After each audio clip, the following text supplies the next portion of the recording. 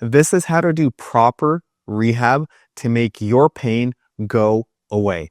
The most important thing to remember as you're doing this is that you want to keep your pain below a 3 on a scale of 0 to 10, where 10 is a lot of pain and 0 is no pain at all. The reason for that is pain is a signal from our body to tell us not to do something or to stop doing something because we are damaging our body. So if you are exercising and your pain is increasing, what are you going to do at that point? You're going to listen to your body, you're going to listen to the stimulus of pain, and you're going to decrease the intensity of exercise to decrease the amount of pain you have to not injure yourself.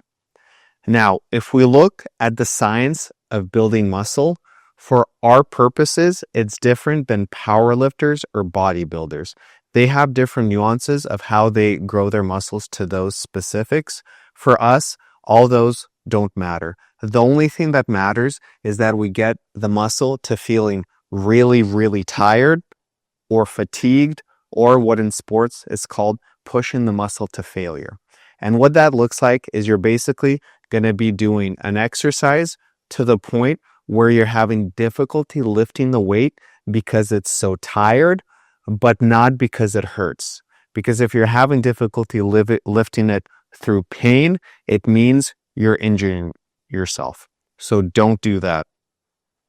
Now, how we get to the point of where the muscle is really, really tired, our body doesn't really know the difference.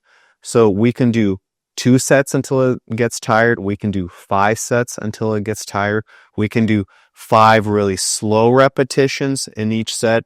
We can do 10 repetitions. We can do 15, 20.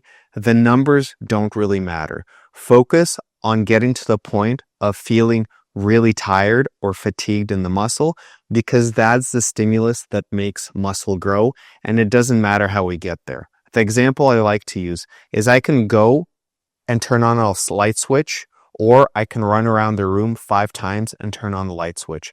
The light doesn't know the difference, and neither do our muscles.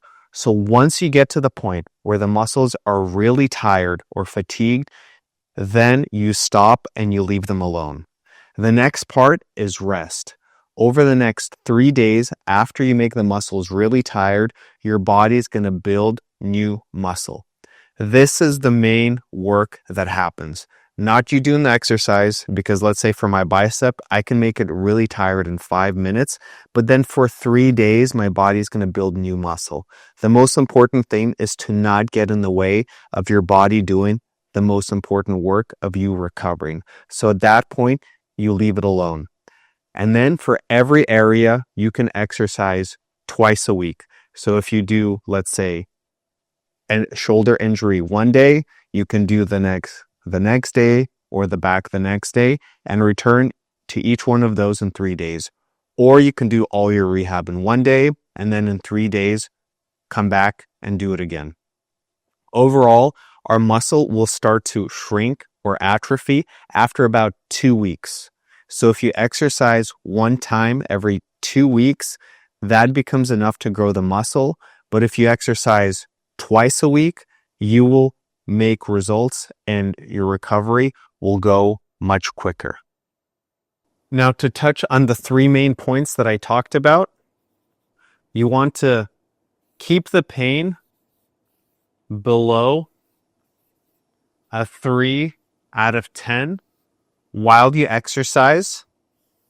You want to do 2 to 3 sets until the muscle gets really tired.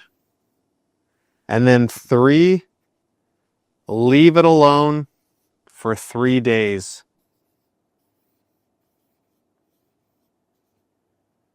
If you can do this process twice a week consistently, you will make progress and your problems will go away step by step.